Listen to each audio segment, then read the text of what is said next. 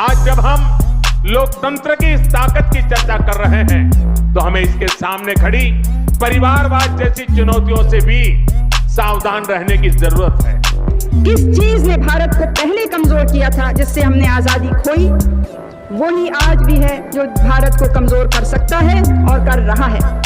वो है जो धर्म के नाम से अनेकता आती है, वो है जो भाषा के नाम, प्रांतीयता के नाम भाई भाई के बीच में नकली दीवारें खड़े करते हैं। ये परिवारवाद ही है जो राजनीति ही नहीं बल्कि हर क्षेत्र में प्रतिभाओं का गला गोंदता है, उन्हें आगे बढ़ने से रोकता है। हम चाहते हैं हमारी सेनाएं मजबूत हों। किस लिए? किसी पे हमला करने के लिए नहीं, हम अपनी सीमाओं को बचाने के लिए, अपने देश को सुरक्षित रखने के लिए। अगर कांग्रेस न होती तो इमरजेंसी का कलंक न होता। अगर कांग्रेस न होती सीटों का नरसंहार न होता। कौन देश है जो बिना एकता के, बिना कड़ी मेहनत के आगे बढ़ सका है?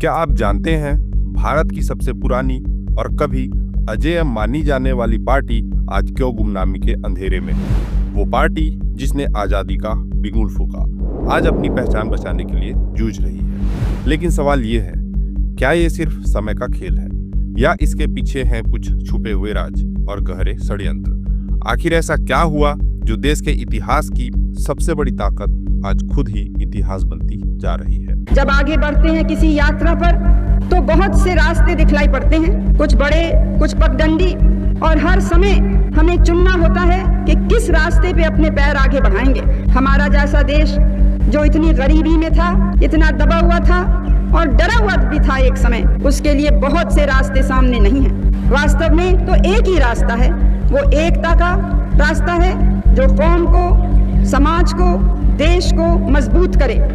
कांग्रेस पार्टी का गठन 1885 में हुआ था। इसने ब्रिटिश शासन के खिलाफ लड़ाई में महत्वपूर्ण भूमिका निभाई। महात्मा गांधी के नेतृत्व में कांग्रेस ने स्वतंत्रता संग्राम को नया मोड़ दिया।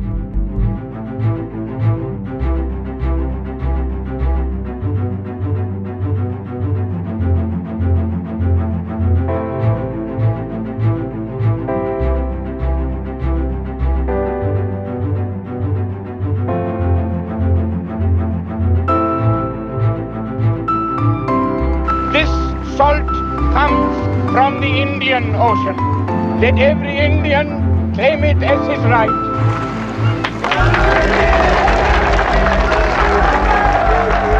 गांधी जी ने सत्याग्रह और असहमति के अहिंसक तरीकों को अपनाया, जिसे देश के लाखों लोग स्वतंत्रता संग्राम में शामिल हुए। उनके इस तरीके ने ब्रिटिश साम्राज्य के खिलाफ एक शक्तिशाली आंदोलन को जन्म दिया। 1947 में जब भारत ने आजादी की पहली सांस ली तो कांग्रेस ने सत्ता संभालते हुए देश को एक नई दिशा देने का बीड़ा उठाया। पंडित जवाहरलाल नेहरू ने एक मजबूत आर्थिक और सामाजिक ढांचे की नींव रखी, जो भारत के भविष्य को आकार देने की शुरुआत थी। नेहरू जी पर बहुत चर्चा होती है जब से इस संसद में आया हूं। 14 का चुनाव, 19 का चुनाव, 24 का चुनाव, जवाहरलाल नेहरू नहीं आ रहे हैं, विपक्ष आ रहा है, कांग्रेस आ रही है। 100 साल आप चुनाव जीतेंगे लेकिन नेहरू को फिर भी वहां खड़ा पाएंगे, क्योंकि अथॉरिटेरियनिज्म के खिलाफ पार्लियामेंट्री डेमोक्रेसी के प्रतीक है नेहरू। वो ढाल हैं, वो रक्षा कवच हैं। लेकिन क्या यह सब हमेशा सकारात्मक रहा? क्या कांग्रेस ने अपनी विचारधारा को समय के साथ बदलने का प्रयास किया? 1966 में इंदिरा गांधी का उदय भारतीय राजनीति में एक नया मोड़ लेकर आया। हमारी एक बहुत स्पष्ट और साफ नीति है और वो नीति है कि अपने देश को हम मजबूत बनाएं। इसलिए नहीं कि किसी और को धमकी दें या किसी पर हम हावी होना चाहते हैं, दबाव डालना चाहते हैं, लेकिन इसलिए कि यहाँ की इतनी बड़ी समस्याएं हैं कि उनका समाधान करने के लिए हमें अपनी ताकत ही चाहिए। उनके नेतृत्व में कांग्रेस ने ऐसे फैसले लिए जो इतिहास के पन्नों में हमेशा विवादास्पद रहेंगे। हम चाहते हैं कि हमारे यहाँ उद्योग बढ़े, कृषि का उत्पादन बढ़े, जिसमें लोगों को नौकरी मिले, जिसमें वो सामान पैदा हो, जिससे सबके जीवन स्तर में कुछ ऊंचाई आए, कुछ आराम और सुख आए।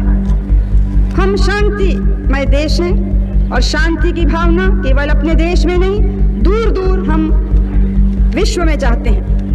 1975 1972 में लगाया गया आपातकाल लोकतंत्र पर लगा एक काला धब्बा माना जाता है। वो महंगाई और भ्रष्टाचार समाप्त करने में नाकामयाबी रही और अपने वंश का शासन चलाना चाहती थी, इसलिए उन्होंने इस्तीफा न देने का फैसला किया। लगभग 2 लाख लोगों को जेल में भेज दिया गया, जिसमें मोरारजी भाई, जेपी, चौधरी चरण सिंह, अटल बिहारी वाजपेयी, लाल कृष्ण आडवाणी, बीजू पटनायक, पीलू मोदी आदि कार्यकर्ता और नेता थे। जो नेता फरार थे उनके घरों पे छापे मारे गए, उनके परिवार के लोगों के साथ जुल्म जाती है। तमाम देश के समाचार पत्रों पर सेंसरशिप लगा दी गई। कोई भी अखबार की एक लाइन भी नहीं छपेगी जो पीआईबी को बगैर दिखाए, बगैर सेंसरशिप के। यहाँ से शुरू होता है कांग्रेस का पतन, द डाउनफॉल ऑफ कांग्रेस। एक दिन पहले उड़ीसा में दी गई इंदिरा की स्पीच उनकी आखिरी स्पीच साबित हुई, और सिर्फ स्पीच ही नहीं बल्कि भविष्यवाणी भी। 31 तारीख की सुबह पीएम आवास के बाहर उनके ही गार्ड ने गोली मारकर उनकी हत्या कर दी। पंजाब के हालात, ऑपरेशन ब्लू स्टार, इन सबके चलते शायद इंदिरा को अंदेशा हो चुका था कि उनकी जान को खतरा है। इंदिरा गांधी की हत्या के बाद 1984 में भड़के सिख विरोधी दंगों ने कांग्रेस को राजनीति के अंधेरे मोड़ पर लाकर खड़ा कर दिया। गांधी जी ने कहा था कि स्वराज कि मेरी कल्पना ये नहीं कि सत्ता कुछ ही लोगों के हाथ में आ जाए, बल्कि यह है कि जनता में सत्ता का दुरुपयोग रोकने की क्षमता पैदा होगी। यही हम भी करना चाहते हैं।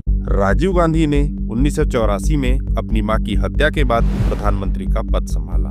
उन्होंने युवा भारत के सपनों को जगाने का प्रयास किया, लेकिन उनके शासनकाल में भी कई संकट उत्पन्न हुए, कई स्कैंडल और भ्रष्टाचार के मामले सामने आए।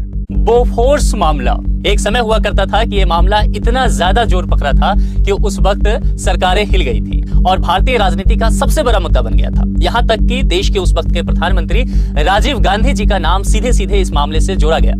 1990 के दशक में क्षेत्रीय पार्टियों ने अपनी ताकत बढ़ाई, जबकि कांग्रेस का केंद्रीय नियंत्रण कमजोर पड़ने लगा।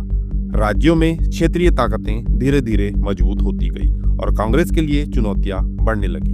1998 में बीजेपी ने केंद्र में सत्ता संभाली, जिससे भारतीय राजनीति में एक नया मोड़ आया। इस बदलाव ने कांग्रेस के लिए कई सवाल खड़े कर दिए। क्या यह समय था कांग्रेस की नीति और रणनीतियों में बदलाव लाने का? 2004 में सोनिया गांधी ने कांग्रेस को सत्ता में वापस लाने की पूरी कोशिश की और इस प्रयास में वह सफल भी हुई, लेकिन यह सफलता ज्यादा देर तक कायम नहीं रह पाई और पार्टी फिर से संघर्षों का सामना करने लगी। मनमोहन सिंह की आर्थिक नीतियों ने 2000 के दशक में कांग्रेस को कुछ हद तक स्थिरता और मजबूती प्रदान की, जिसे पार्टी ने एक नई दिशा पकड़ी, लेकिन यह स्थिरता ज्यादा समय तक नहीं टिक पाई। कोयला घोटाला और अन्य बड़े स्कैंडल जैसे मुद्दों ने कांग्रेस की छवि को बुरी तरह से प्रभावित किया और उसे एक बार फिर से कटघरे में खड़ा कर दिया। इन विवादों ने पार्टी की विश्वसनीयता को सवालों के घेरे में डाल दिया और कांग्रेस को अंदरूनी और बाहरी दोनों स्तरों पर गंभीर चुनौतियों का सामना करना पड़ा। मैं नरेंद्र दामोदर दास मोदी, मैं अमित अनिल चंद्र शाह ईश्वर की शपथ लेता हूं कि मैं संघ के प्रधानमंत्री के रूप में अपने कर्तव्यों का श्रद्धापूर्वक और शुद्ध अंतःकरण से निर्वहन करूंगा। मैं संघ के मंत्री के रूप में अपने कर्तव्यों का श्रद्धापूर्वक और शुद्ध अंतःकरण से निर्वहन करूंगा।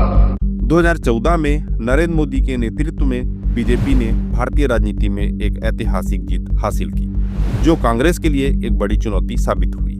इस जीत ने कांग्रेस के कमजोर नेतृत्व को पूरी तरह से उजागर कर दिया। भारत के संविधान के बारे में सबसे बुरी बात तो यह है कि इसमें कुछ भी भारतीय नहीं है। भारत के संविधान के बारे में सबसे बुरी बात तो यह है कि इसमें कुछ भी भारतीय नहीं है। यह आपके नेता ने कहा था। राहुल गांधी की अगुवाई में कांग्रेस ने खुद को पुनः स्थापित करने की कोशिश की, लेकिन क्या वह इस प्रयास में सफल हो पाई? यह एक सवाल है जो आज भी भारतीय राजनीति में गूंजता है। आज कांग्रेस की स्थिति चिंताजनक है। कई राज्यों में वह कमजोर हो चुकी है और कई नेता पार्टी छोड़कर जा चुके हैं। गांधी परिवार में नहीं है, लेकिन कांग्रेस में जरूर ये तनाव चल रहा है, ये ओल्ड गार्ड न्यू गार्ड के बीच कि अब कौन संभालेगा टोर। तो अगर हम देखें कि कांग्रेस पार्टी में बहुत से ऐसे नेता हैं जो युवा नेता जिन्हें माना जाता था, दे आर फीलिंग फ्रस्ट्रेटेड। अभी तहसीन से ही पूछ लीजिए, बहुत से लोग हैं जो अपनी पार्टी में फ्यूचर नहीं देख रहे हैं, क्योंकि आपने देखा होगा कि पिछले साल इलेक्शन हारने के बाद राहुल गांधी जो है बागडोर नहीं संभाल रहे हैं पार्टी की, और सोनिया गांधी जो है कर तो रही है लेकिन एक फ्यूचर नहीं देख रहे लोग। इसमें से बहुत सारे नेता हैं ऐसे। युवाओं की सोच और उनकी आकांक्षाएं अब कांग्रेस के साथ नहीं जुड़ रही है।